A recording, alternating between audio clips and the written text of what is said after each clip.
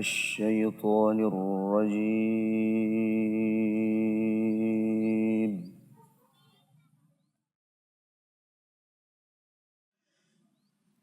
بسم الله الرحمن الرحيم.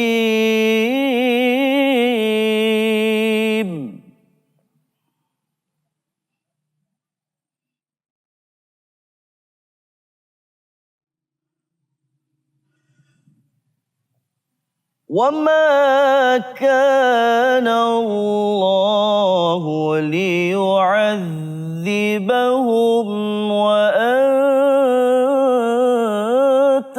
فيهم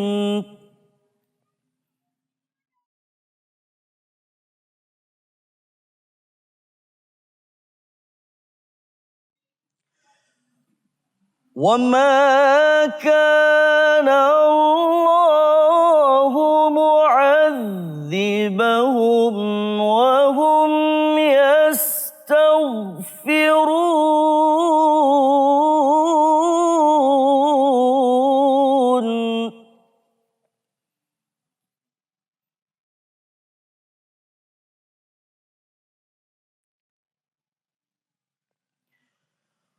وما لهم ألا يعذبهم الله وهم يصدون عن المسجد الحرام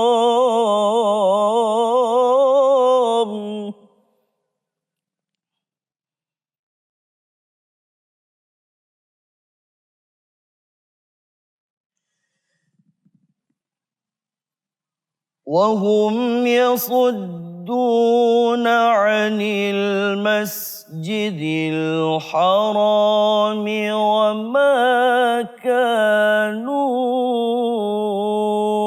أولياءه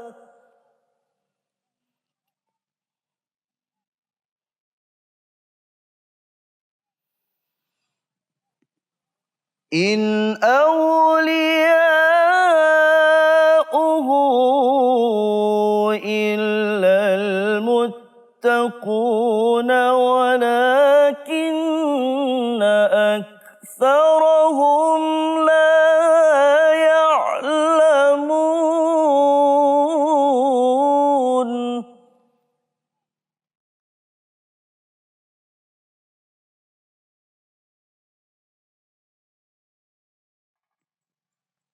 وما كان صلاتهم عند البيت إلا مكاء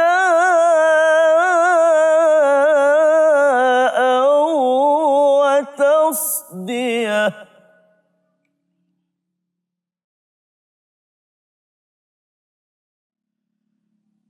فذوقوا العذاب بما كنتم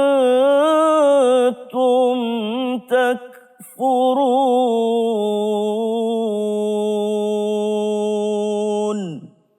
صدق الله العظيم.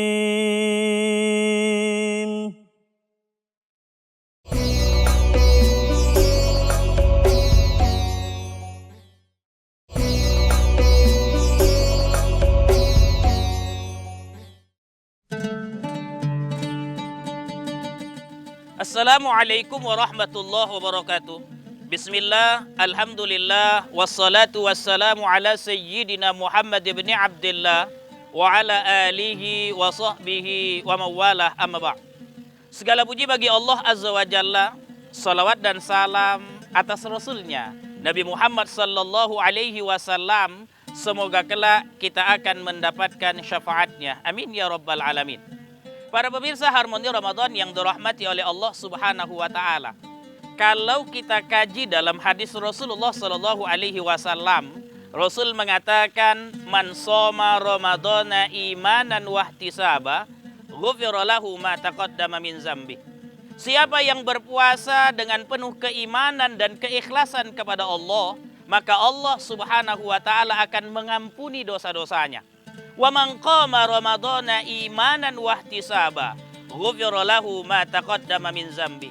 Siapa yang mendirikan malam Ramadan dengan penuh keimanan dan keikhlasan kepada Allah Subhanahu wa taala, maka diampuni Allah Subhanahu wa taala dosa-dosanya. Tentu menjadi pertanyaan buat kita orang yang beriman. Apa sih yang dijanjikan oleh Allah Subhanahu wa taala untuk orang yang rajin beristighfar, orang yang rajin mencari ampunan Allah Subhanahu wa taala? Ternyata Allah jelaskan di dalam Al-Quran, yang Al-Quran itu adalah inna hadzal Qur'an yahdi lillati hiya aqwam. Sesungguhnya Al-Quran itu adalah petunjuk yang lurus. Apa yang dijelaskan Al-Quran terkait janji Allah terhadap orang yang gemar beristighfar? Di dalam surah Nuh ayat 10 sampai 12, Allah Subhanahu wa taala telah menjelaskannya. Ada 4 tanda orang yang mendapatkan ampunan dari Allah, lalu kemudian dapat janji dari Allah Subhanahu wa taala. Apa saja janji Allah itu? Allah Subhanahu wa taala berfirman, "Wa ya qaumi astaghfiru rabbakum innahu kana ghaffara. Yursilis samaa 'alaikum midrara wa yumdidukum bi amwalin wa banin wa yaj'al lakum jannatin wa yaj'al lakum anhara." Kata Allah Subhanahu wa taala, "Wahai kaumku, mohon ampunlah kamu kepada Allah Subhanahu wa taala, Tuhan yang Maha Pengampun lagi Maha Penyayang." Apa yang dijanjikan oleh Allah Subhanahu wa taala untuk orang yang mendapatkan ampunan? Yang pertama, yursilis samaa 'alaikum midrara. Allah akan menurunkan hujan yang lebat. Dalam prakteknya, para sahabat telah membuktikan, bahkan Rasulullah Shallallahu Alaihi Wasallam telah membuktikan hal ini. Dari mana kita tahu? Saat kita jalan-jalan ke Madinah, ada nama masjid namanya Masjid Ghamamah. Masjid itu adalah masjid yang ceritanya tentang naungan hujan. Saat itu di masa Rasul terjadi paceklik yang luar biasa. Lalu Rasulullah Shallallahu Alaihi Wasallam mengajak kaum muslimin ketika itu untuk melakukan sholat istisqa. Setelah selesai sholat istisqa, Rasul mengembangkan sajadahnya, lalu tak lama kemudian turun hujan. Begitu juga yang dilakukan oleh Umar bin Khattab ketika terjadi paceklik. Lalu kemudian Umar mengumpulkan orang lalu melakukan sholat. Ketika melakukan sholat istisqa, selesai itu Umar mengajak masyarakat muslim ketika itu berdoa kepada Allah Subhanahu wa taala. Umar hanya sibuk memohon ampun kepada Allah Subhanahu wa taala. Ketika ditanya oleh para sahabat, "Wahai Umar, kenapa kau sibuk memohon ampun kepada Allah Subhanahu wa taala?" Kata Umar, Allah menjelaskan di dalam surah Nuh, "Wa ya qaumi astaghfiru rabbakum innahu kana ghaffara. Yursilis samaa 'alaikum midrara." Allah menjanjikan orang yang dapat ampunannya pasti akan diturunkan air hujan. Artinya bahwa ketika kita dalam keadaan sulit, dalam keadaan hal yang tidak baik, maka yang kita lakukan adalah munajat kepada Allah Subhanahu wa taala. Salah satunya adalah dengan sholat. Bukankah Allah mengatakan, "Ya ayyuhalladzina amanu ista'inu bis-sabri was-shalah." Wahai orang-orang yang beriman, minta tolonglah kamu kepada Allah dengan sabar dan sholat. Kenapa sholat menjadi bagian dari mendapatkan ampunan Allah? Jawabannya, para pemirsa Harmoni Ramadan yang dirahmati oleh Allah, karena Rasul mengatakan, "Innal 'abda idza qama yusalli ata bizunubihi ala ra'sihi fakullama sajada tasaqatat anhu." Sesungguhnya seorang hamba, kata Rasul, apabila dia berdiri sholat, maka didatangkan oleh Allah dosa-dosa di atas kepalanya. Setiap kali dia sujud, maka berguguranlah dosa-dosanya. Oleh karena itu, maka perbanyaklah kita memohon ampun kepada Allah Subhanahu wa taala di bulan suci Ramadan ini.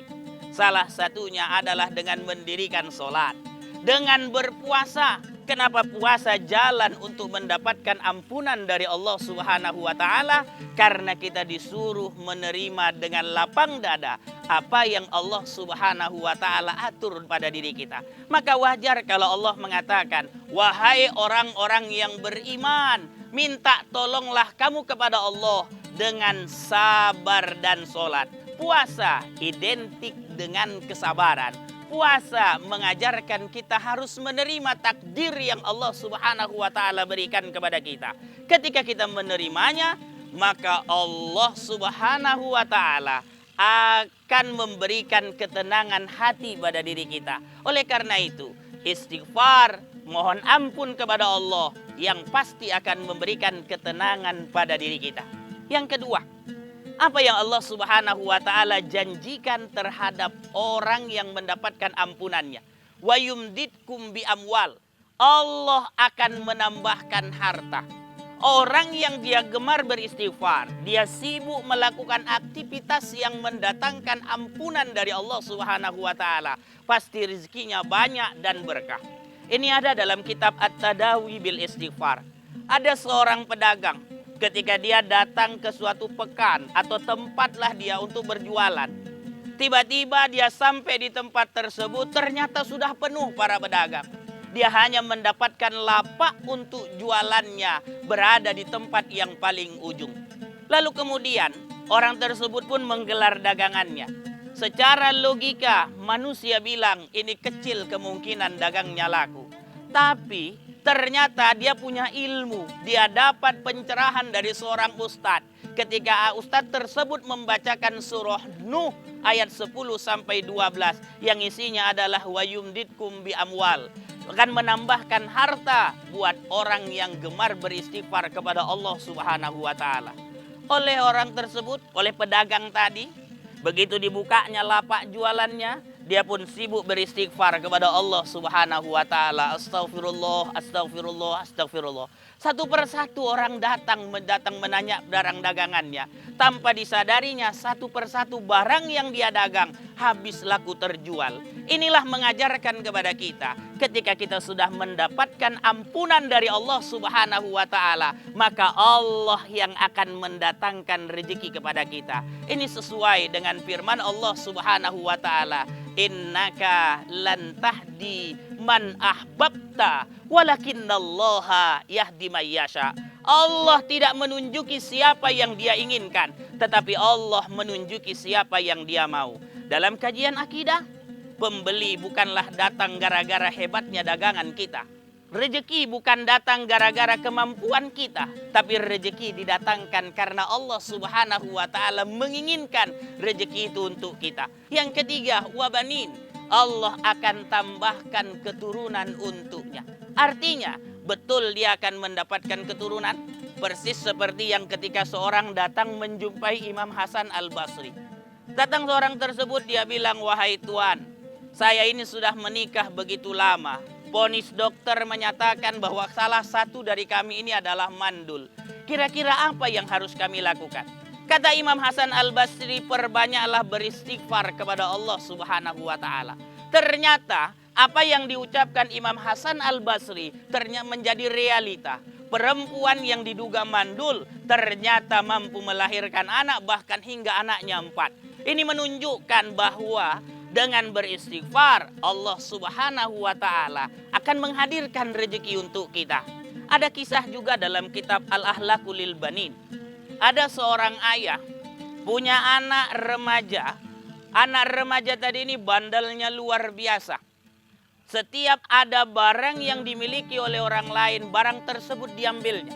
Kalau dia datang ke masjid, asal dilihatnya ada sendal orang yang baru, dia ambil duluan. Kalau dia lihat rumah orang cantik, dialah yang merusaknya dan membuatnya menjadi tidak indah.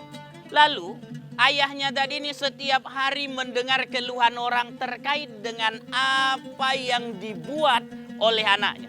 Lalu sang ayah tak pernah putus. Setiap malam apa yang dia lakukan? Dia melakukan sholat tahajud, lalu kemudian dia memohon ampun kepada Allah Subhanahu wa taala. Wabil asharihum yastaghfirun. Dia amalkan firman Allah itu. Di waktu sahur adalah waktu tepat untuk memohon ampun kepada Allah. Lalu sang ayah sibuk memohon ampun kepada Allah Subhanahu wa taala. Ternyata ayahnya tadi tak lama kemudian meninggal. Sang anak tadi ini yang bandal tiba-tiba berubah. Dia bilang, wahai ibu, setelah ayahku ini meninggal, maka aku yang akan bertanggung jawab terhadap keluargaku ini. Dan aku yang akan menyolatkan ayahku. Lalu sang ibu ragu, akankah kemampuan anaknya ini bisa menyolatkan atau tidak? Sang ibu tadi panggil imam masjid. Lalu ketika dia panggil imam masjid, dia bilang, wahai Tuan, anakku setelah suamiku meninggal ini, dia bilang dia pengen menjadi imam sholat. Aku masih ragu akankah kemampuannya bisa menjadi imam sholat atau tidak. Bolehkah Tuan mengujinya tentang kebenaran dia pandai menyolatkan atau tidak? Lalu oleh sang imam, anak tadi pun dipanggil. Ketika anak tersebut dipanggil, lalu kemudian dia disuruh bagaimana praktek melakukan sholat jenazah. Ternyata anak tersebut mampu. Dimulai dari niat sampai bacaan setiap takbir pun dia mampu melakukannya. Selesai sholat, sang imam bertanya, wahai anak, kau adalah anak yang bandal dan terkenal di kampung ini. Tapi kenapa kau bisa menjadi imam sholat untuk ayahmu? Lalu kemudian sang anak menjawab, wahai Tuan, walaupun aku bandal, walaupun aku jahat, walaupun aku nakal seperti ini, tapi ayahku tak pernah lepas menyuruhku untuk senantiasa pergi sekolah, pergi mengaji, pergi belajar terkait dengan agama. Ketika ayahku meninggal, ternyata terbesit di kepalaku, bagaimana tanggung jawabku terhadap ayah dan keluargaku. Maka aku meminta kepada ibuku, akulah yang menjadi imam. Begitu selesai ayahnya dimandikan, pengen disolatkan di masjid, anak muda tadi ini maju ke depan. Orang yang ingin menyolatkan pada bertanya, apa betul anak ini bisa jadi imam? Bukankah dia yang selalu maling mangga kita? Bukankah dia yang selalu mencoret-coret rumah kita? Bukankah dia yang selalu mengambil sendal kita yang ada di masjid? Lalu kemudian didengar oleh anak muda tersebut. Lalu kemudian imam tadi maju ke depan. Kata imam, aku telah menguji tentang kemampuan anak ini menjadi imam sholat. Maka aku katakan anak ini pasti mampu menjadi imam sholat.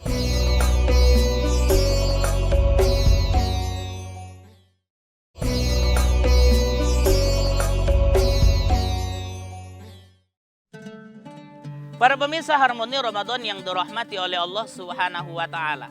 Setelah tadi kita tahu bahwa janji Allah untuk orang yang beristighfar itu memohon ampun kepadanya adalah pertama diberikan ketenangan.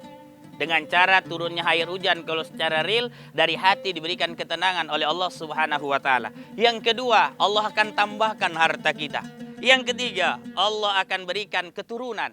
Baik itu betul-betul dihadirkan keturunan atau dijadikan anak kita anak yang solih. Lalu keempat, Allah Subhanahu wa Ta'ala mengatakan, wa yaj'al lakum jannati wa yaj'al lakum anhara. Allah Subhanahu wa Ta'ala menjanjikan untuknya nanti surga yang ada air mengalir di bawahnya. Apa makna dari ini? Bahwa orang yang mendapatkan ampunan dari Allah pasti akan masuk ke dalam surganya Allah Subhanahu wa Ta'ala. Secara logika, tidak akan mungkin orang bisa masuk ke dalam surganya Allah kecuali setelah mendapatkan ampunannya. Artinya juga, kalau kita masih punya dosa, siap-siap kita dilondri oleh Allah Subhanahu wa Ta'ala dulu di neraka. Disebabkan karena dosa-dosa yang kita miliki. Setelah bersih, artinya setelah dapat ampunan Allah, maka Allah Subhanahu wa Ta'ala akan memasukkan kita ke dalam surga. Maka ini menjadi pelajaran penting buat kita. Kalaupun kita adalah orang yang berdosa, jangan pernah putus lidah kita, jangan pernah putus perbuatan kita dari mencari ampunan Allah Subhanahu wa Ta'ala. Ada kisah tukang roti, dia pengen ketemu dengan Imam Ahmad bin Hambal.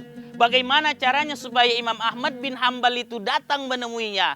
Dia menggunakan istighfar kepada Allah Subhanahu wa Ta'ala. Setiap kali dia mengadon makanan, dia beristighfar. Setiap kali dia memanggang, dia beristighfar. Harapannya adalah dia bisa ketemu dengan Imam Ahmad bin Hambal. Ternyata doanya diijabah oleh Allah Subhanahu wa Ta'ala. Apa yang terjadi? Allah Subhanahu wa Ta'ala kirim Imam Ahmad bin Hambal yang punya aktivitas setiap hari sholat sunnahnya 300 rakaat. Pengen datang ke suatu tempat untuk bisa melakukan sholat sunnah. Ternyata sampai di tempat tersebut, dia tidak boleh mendirikan sholat di dalam masjid tersebut karena masjidnya punya peraturan. Setelah selesai sholat isya, tidak ada boleh orang sholat di masjid tersebut. Terjadilah cekcok antara Imam Ahmad bin Hambal dengan marbotnya. Sampailah datang tukang roti tadi. Lalu kemudian tukang roti tersebut menawarkan, wahai tuan, kalau tuan mau balik ke rumah tuan jauh kali tempatnya, yuk di rumahku saja. Sudah disiapkan satu ruangan. Di situ tuan bisa istirahat, di situ tuan bisa sholat. Lalu kemudian Imam Ahmad bin Hambal pun ikut. Dilihat oleh Imam Ahmad bin Hambal, setiap kali dia melakukan pekerjaan, tukang roti tadi ini tak pernah lepas lisannya beristighfar kepada Allah Subhanahu wa Ta'ala. Imam Ahmad bin Hambal orang yang punya ilmu, dia tahu kalau orang rajin beristighfar, tidak ada hajatnya yang tak diwujudkan oleh Allah. Selesai sarapan pagi, Imam Ahmad bin Hambal bertanya kepada tukang roti. Tukang roti tersebut mengatakan, aku selalu beristighfar kepada Allah dan tidak ada hajatku yang tak dikabulkan oleh Allah kecuali satu, adalah ingin ketemu dengan Imam Ahmad bin Hambal yang masyhur saat ini. Imam Ahmad bin Hambal menepuk jidatnya, menepuk keningnya, lalu mengatakan, Allah, ternyata Tuanlah yang menyebabkan aku bisa datang ke tempat ini. Artinya, kalaupun kita punya hajat di Ramadan ini, jangan lupa iringi dengan memperbanyak beristighfar kepada Allah. Yang kedua, bagaimana caranya kita mendapatkan ampunan Allah? Perbanyaklah bersolawat. Kenapa? Karena Rasul mengatakan, solawatuka alayya mukhaqataz zunub. Salawatmu dapat menghapus dosaku. Maka beruntung kita kalau di daerah kita selesai antara 2 rakaat tarawih dengan 2 rakaat selanjutnya ada diajak untuk bersolawat. Kenapa? Karena itulah jalan ulama mengajarkan kepada kita untuk mendapatkan ampunan dari Allah Subhanahu wa Ta'ala. Yang ketiga, perbanyaklah melakukan sholat sunnah. Kenapa? Karena Rabi'ah bin Ka'ab al-Islami, seorang anak muda yang selalu menemani Rasulullah Sallallahu Alaihi Wasallam. Rasul senang melihatnya sehingga Rasul bertanya, wahai Rabi'ah, mintalah sesuatu kepadaku. Kata Rabi'ah bin Ka'ab al-Islami, urafaqaka fil jannah. Ya Rasul, kalau kau tanya apa permintaanku, aku ingin menjadi temanmu di dalam surga. Lalu Rasulullah Sallallahu Alaihi Wasallam mengatakan, awa ghairu zalik? Ada enggak selain itu? Lalu kemudian anak muda tersebut mengatakan, hawa zaka ya Rasul, itu aja udah cukup ya Rasul. Lalu kemudian Rasulullah Sallallahu Alaihi Wasallam mengatakan, A'inni alayya bikasratis sujud. Kalau gitu kau tolonglah aku dengan memperbanyak sujud. Kata ulama, memperbanyak sujud maknanya adalah dengan memperbanyak solat sunnah. Yang terakhir, apa amaliyah yang harus kita lakukan agar mendatangkan ampunan dari Allah Subhanahu wa Ta'ala? Jangan pernah kita berbuat zolim kepada orang lain. Rasul mengatakan, man asbaha lam yanwi zulma ala ahadin ghufira lahu majana. Siapa yang sejak pagi hari, kata Rasul, dia tidak niat berbuat zolim kepada orang lain, diampuni oleh Allah Subhanahu wa Ta'ala dosanya. Artinya di Ramadan ini kita harus dapat menjaga lisan kita, kita harus dapat menjaga tangan kita, kita harus dapat menjaga kaki kita. Insya Allah, Allah Subhanahu wa Ta'ala akan berikan ampunan buat kita. Wabillahi taufiq wal hidayah, wal ridha wal inayah. Assalamualaikum warahmatullahi wabarakatuh.